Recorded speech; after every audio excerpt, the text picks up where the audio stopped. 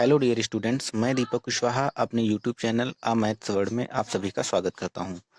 बच्चों, आज हम आंकिक विधियां चैप्टर के पार्ट 3 की शुरुआत करने जा रहे हैं।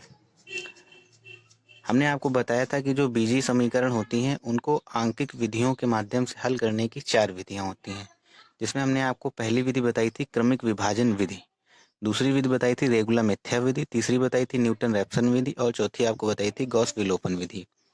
तो बच्चों, हमने आपको पार्ट 2 में क्रमिक विभाजन विधि के बारे में बताया हुआ था और उसके ऊपर हमने एक बेस्ट क्वेश्चन भी आपको कराया था कि क्रमिक विभाजन विधि के द्वारा हम किसी भी दी गई इक्वेशन के जो मूल हैं वो कैसे हम फाइंड करते हैं, बिल्कुल एक्यूरेट बिल्कुल मान जो है कैसे ज्ञात करते हैं, उसके बारे में हमने आपको बताया हुआ था।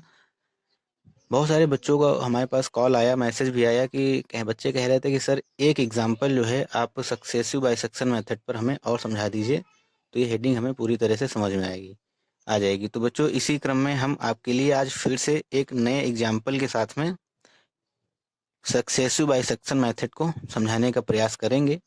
सभी बच्चे एक पेन और एक कॉपी लेके बैठें और हमारे साथ साथ लिखने का प्रयत्न करें।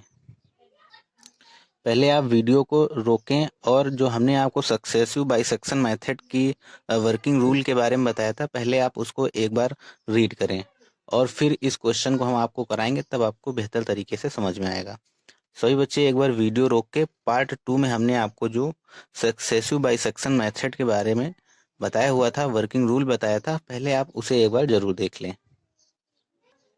आइए बच्चों, शुरू करते हैं। इस क्वेश्चन को हम कैसे सॉल्व करेंगे, सभी बच्चे बिल्कुल ध्यान से वीडियो के लास्ट तक बने रहेंगे। हमने आपको वर्किंग रूल में पहला स्टेप बताया था कि जो हमें इक्वेशन दी रहेगी उसको हम एफ एक्स मान के 0 के इक्वल करके लिखेंगे। तो हमें कौन सी इक्वेशन दी गई है बच्चों? X cube minus 4x minus 9 बराबर में 0। यही बच्चों एफ एक्स है। इसको हमने मान लिया कि एफ एक्स बराबर में x cube minus 4x minus 9 बराबर में 0।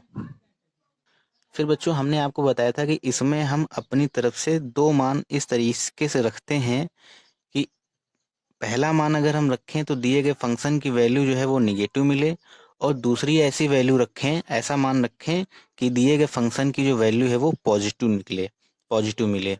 तो सबसे पहले हम 1 से शुरुआत करेंगे। इस दिए गए फंक्शन में x बराबर 1 रखेंगे, 2 रखेंगे, 3 रखेंगे, देखेंगे किस पर रखने से हमें वैल्यू पॉजिटिव मिलती है और किसको रखने से हमें वैल्यू निगेटिव मिलती है। तो सबसे पहले बच्चों हम 1 रख के देख रहे हैं। 1 पे क्या आएगा? 1 का क्यूब करेंगे, 1 आएगा, माइनस का 4 माइनस का 9। तो बच्चों F1 पे जो वैल्यू है वो कितनी आएगी? माइनस का 12 आएगी। इसी तरीके से अब हम F2 पर वैल्यू चेक करेंगे, क्या पॉजिटिव आ रही है? तो जहाँ x है वहाँ पर 2 रखेंगे तो ये 8 हो जाएगा, और ये माइनस का 8 हो जाएगा, और ये माइनस का 9 हो जाएगा। बच्चों, इसको जो हम सॉल्व करेंगे तो ये माइनस का 9 आया। कहने का मतलब, अगर हमने इस फंक्शन में वैल्यू 1 रखी तो भी हमें माइनस मिला, 2 रखा तो भी हमें माइनस ही वैल्यू मिली। इसके बाद हम बच्चों क्या करेंगे? 3 रख के देख लेंगे। 3 रखने पे हमें यहाँ पे मिलेगा बच्चों 27 माइनस 12 माइनस 9। इसे जब बच्चों हम सॉल्व करेंगे तो ये आएगा प्लस का 9। तो कहने का मतलब बच्चों, 1 पे 2 पे जो वैल्यू है फंक्शन की वो निगेटिव मिल रही है, और 3 पे जो वैल्यू है वो फंक्शन की 6 मिल रही है। तो हमने आपको बताया था कि जो नियरेस्ट इंटरवल होते हैं उन्हीं को हम मान लेते हैं। तो 3 पे अगर हमें पॉजिटिव मिली है तो हम, और 2 पे हमें निगेटिव मिली है, तो हम ए और बी की जो वैल्यू है किसे कंसीडर करेंगे? ए कंसीडर करेंगे 2 को, और बी कंसीडर करेंगे 3 को। हम ये कोशिश रखते हैं, हालांकि आप अगर 1 3 मान के चलेंगे तब भी आंसर आएगा, लेकिन नियरेस्ट वैल्यू को मानने की हम प्रायोरिटी देते हैं, नियरेस्ट वैल्यू मानते हैं। तो बच्चों, ये जो हमें इसका इंटरवल मिला है वो क्या इंटरवल मिल जाएगा? 2 और 3। तो यहाँ पर ए की वैल्यू क्या हो गई? 2 है, और बी की वैल्यू क्या है? 3 है। यहाँ पर लिख लीजिए निगेटिव, और यहाँ पर बच्चों पॉजिटिव। तो कहने का मतलब क्या हुआ बच्चों? ये जो इक्वेशन है, इस इक्वेशन का एक जो मूल है, एक जो मान है, वो इन दोनों इंटरवल के बीच में लाई करेगा, इन दोनों इंटरवल के बीच में रहेगा। तो हम इस बात को लिख लेते हैं। इसलिए समीकरण x cube minus 4x minus 9 बराबर 0 का मूल अंतराल 2,3 में है। ठीक है बच्चों, फिर से एक बार क्वेश्चन रीड कर लीजिए। क्वेश्चन कह रहे थे कि समीकरण x³ - 4x - 9 = 0 का क्रमिक विभाजन विधि द्वारा दशमलव के 3 स्थान तक मूल ज्ञात कीजिए। मतलब दशमलव के इधर 3 स्थानों तक हमें एक्यूरेट वैल्यू बतानी है कि x की 30 मतलब दशमलव के 3 स्थान तक एक एक्यूरेट वैल्यू क्या होगी। ठीक है बच्चों, तो इतना काम हमने कर लिया। अब आगे का स्टेप नंबर 2 का काम हमने कर लिया। कार्यविधि जो हमने आपको बताई थी, वर्किंग रूल, उसमें अब स्टेप नंबर 3 देखिए।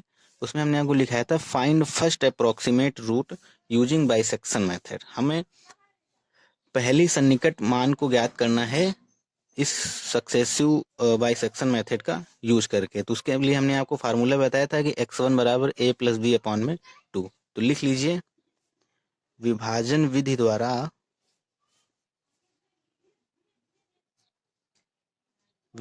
विधि द्वारा प्रथम सन्निकट मान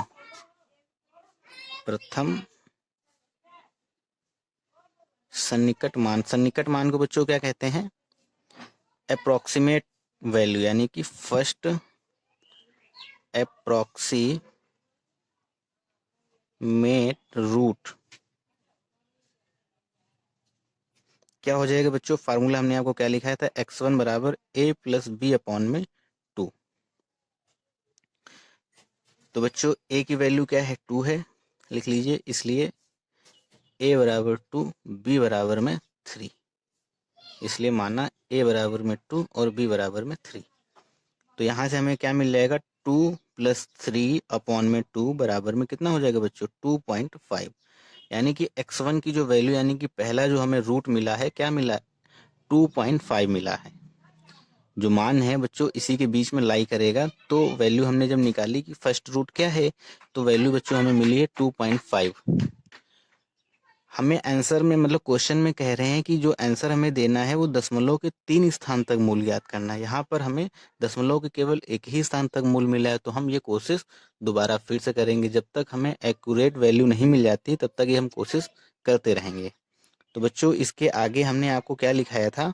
calculate f(x1) and examine its sign. इसके बाद में बच्चों हम x1 को यहाँ पर वैल्यू रखते हैं। जो x1 की वैल्यू है, जो वैल्यू निकल के आती है x1 की, उस वैल्यू को हम दिए गए फंक्शन में रखते हैं और फिर साइन चेक करते हैं क्या साइन मिल रहा है। अगर पॉजिटिव साइन मिल रहा है तो उसके लिए भी हमने आपको बताया था, और अगर नेगेटिव साइन मिल रहा है तो उसके लिए भी हमने आपको बताया था।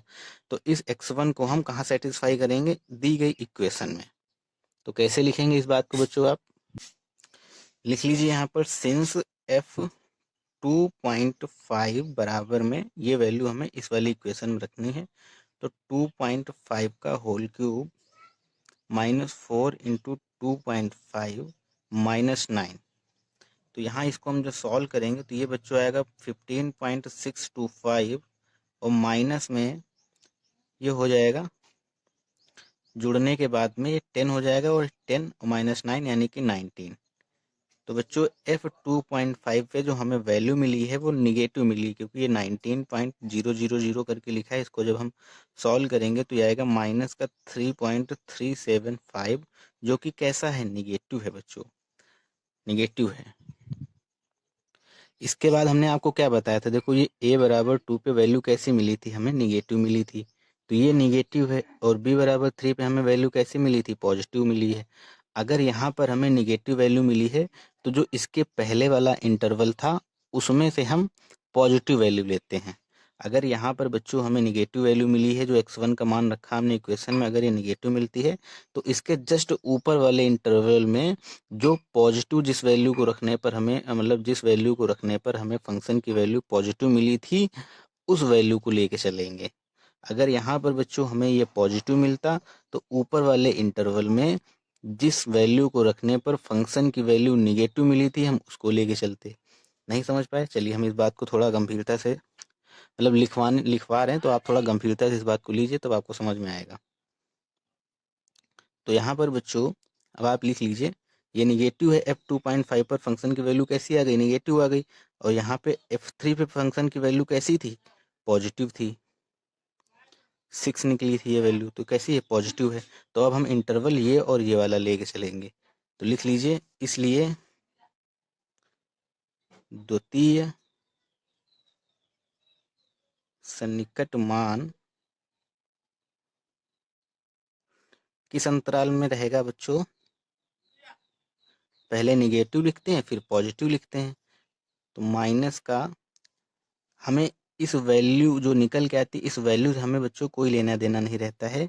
बस हम ये वैल्यू जो निकालते हैं केवल साइन चेक करने के लिए निकालते हैं। पहले हम निगेटिव वाला रखते हैं फिर पॉजिटिव वाला रखते हैं जो इंटरवल निकल के आता है। तो निगेटिव वाला क्या है 2.5 और पॉजिटिव वाला क्या है बच्चों 3।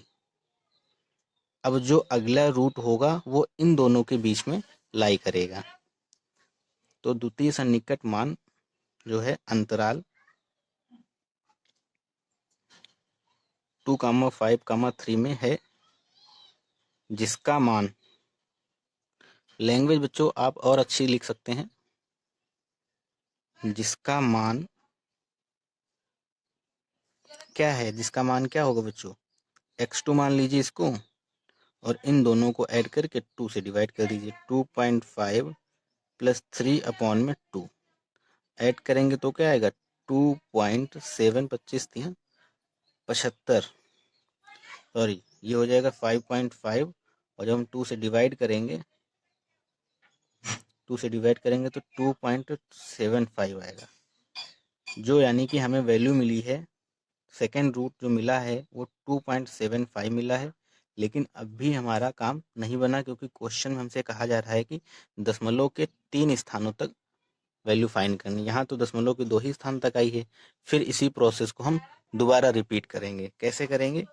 इस वाली x2 को दिए गए फंक्शन में रखेंगे, देखते हैं कि पॉजिटिव वैल्यू मिलती है कि निगेटिव मिलती है। पॉजिटिव मिलेगी तो क्या करना है, निगेटिव मिलेगी तो क्या करना है, हम आपको आगे समझा रहे हैं। पहले यहाँ तक आप नोट कीजिए, इसको नोट कीजिए बच्चों। आशा करते हैं बच्चों आपने नोट कर लिया होगा। अब आप इसके आगे का प्रोसेस लिखिए। तृतीय सन्निकट मान के लिए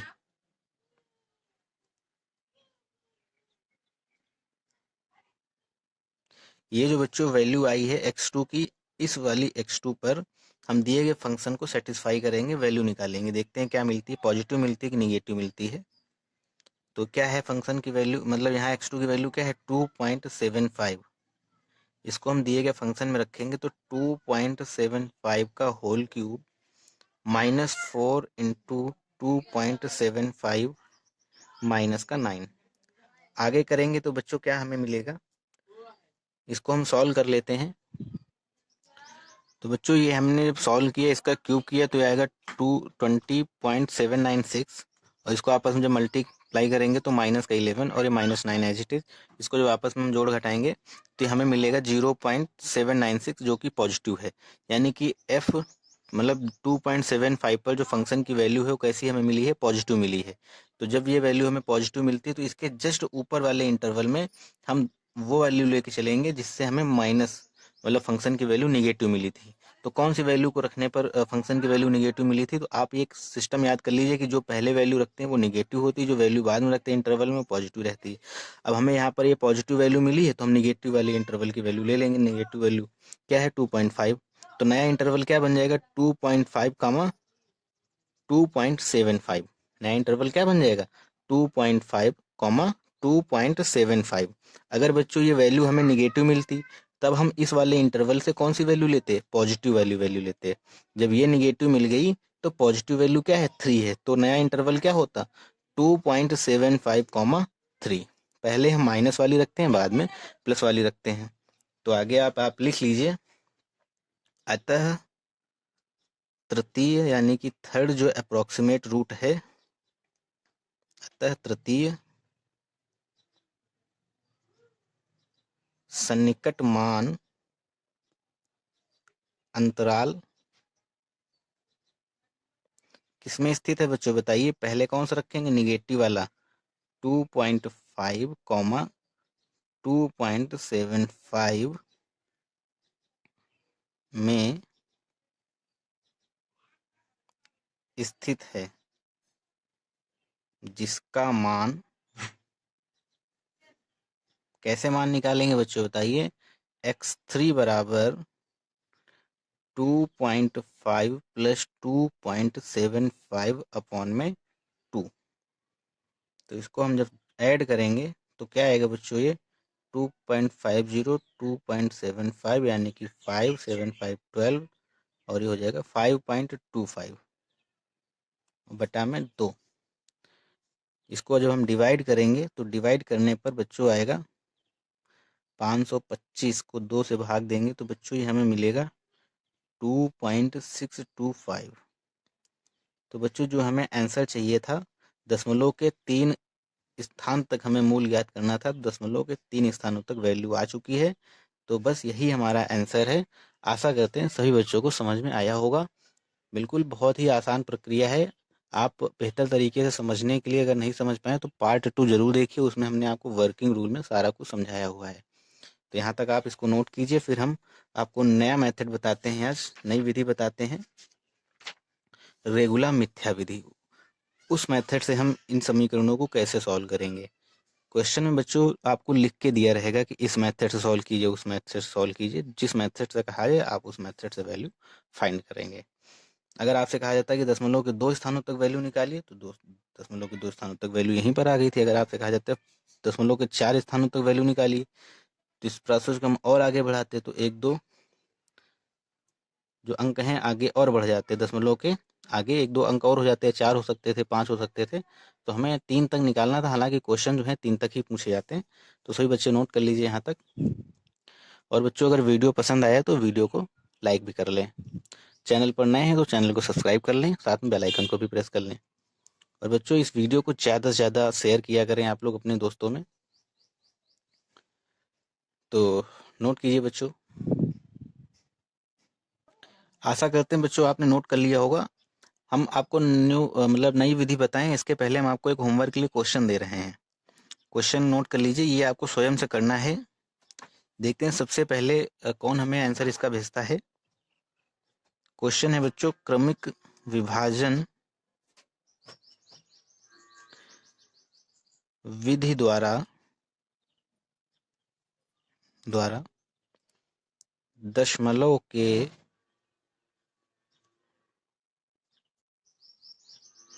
3 स्थानों तक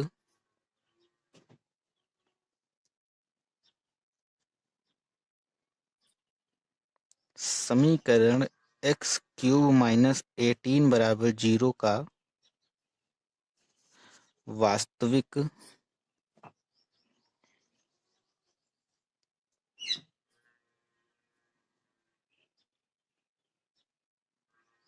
मूल ज्ञात कीजिए। इस तरीके से बच्चों आपको ये प्रश्न दिया हुआ है।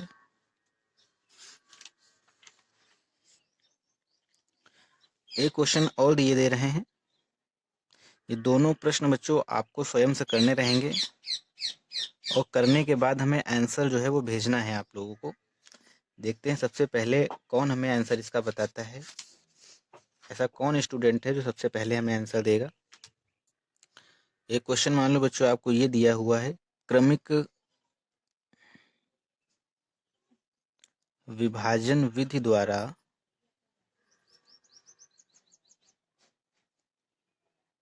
समीकरण x³ - 9x + 1 बराबर में 0 का x बराबर 2 तथा x बराबर 4 के बीच वास्तविक मूल ज्ञात करो। सभी बच्चे स्वयं से करने की कोशिश करेंगे इन दोनों प्रश्नों को। एक क्वेश्चन हम इसके ऊपर बेस्ड आपको हम और दिए दे रहे हैं। ये बहुत ही महत्वपूर्ण क्वेश्चन है। ये 3 प्रश्न बच्चों आपके लिए होमवर्क के लिए हैं। नोट कर लीजिए। समीकरण जो कि हमको याद है, ये प्रश्न पूछे जा चुके हैं इसलिए हमें याद है और हम चाह रहे हैं कि इन क्वेश्चन पर आप भी प्रैक्टिस बिल्कुल करें अच्छे से। अगर कोई असुविधा होती, नहीं कर पा रहे तो आप हमें तुरंत बताएंगे। आप हमें मेल कर सकते हैं बच्चों। मेल आईडी नोट कर लीजिए, आपको स्क्रीन पर दिखाई दे रही होगी। तो इक्वेशन है, समीकरण x³ - x - 1 बराबर में 0 का एक मूल 1 तथा 2 के बीच में है। क्रमिक विभाजन विधि द्वारा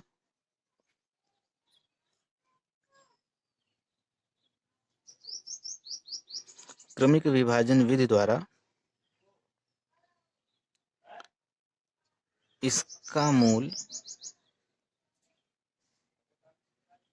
दशमलव के 3 स्थानों तक ज्ञात करें।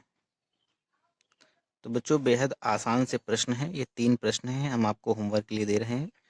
नेक्स्ट मेथड है आपका इन समीकरणों को सॉल्व करने का। नेक्स्ट विधि है, हमने आपको क्या बताई थी बच्चों? नेक्स्ट विधि ध्यान कीजिए, क्या बताया था? रेगुला मिथ्या विधि। हेडिंग डाल लीजिए बच्चों, रेगुला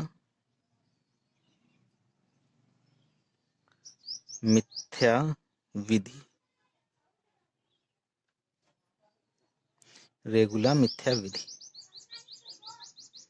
इसको इंग्लिश में कहते हैं बच्चों रेगुला फाल्से। फाल्स मतलब मिथ्या होता है, तो फाल्स ही पढ़ लीजिए, लेकिन सब लोग फाल्से फाल्से पढ़ते हैं। रेगुला फाल्स मेथड।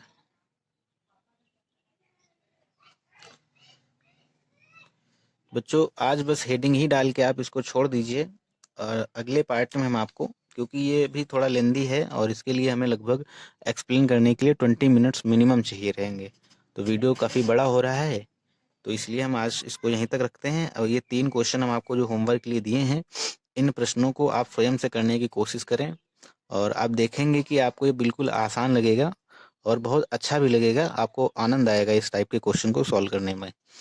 तो बच्चों आशा करते हैं कि आज का सेशन, आज का जो पार्ट है आपने एंजॉय किया होगा, आपको बहुत अच्छा लगा होगा। अगर आपको अच्छा लगा है आज का पार्ट, तो कमेंट बॉक्स में हमें बताएं कि आपको ये कैसा लगा। और बच्चों अगर आपने वीडियो को लाइक नहीं किया तो वीडियो को लाइक भी कर दिया करो, अपने सभी दोस्तों में शेयर भी किया करो। सभी बच्चों को बहुत बहुत धन्यवाद।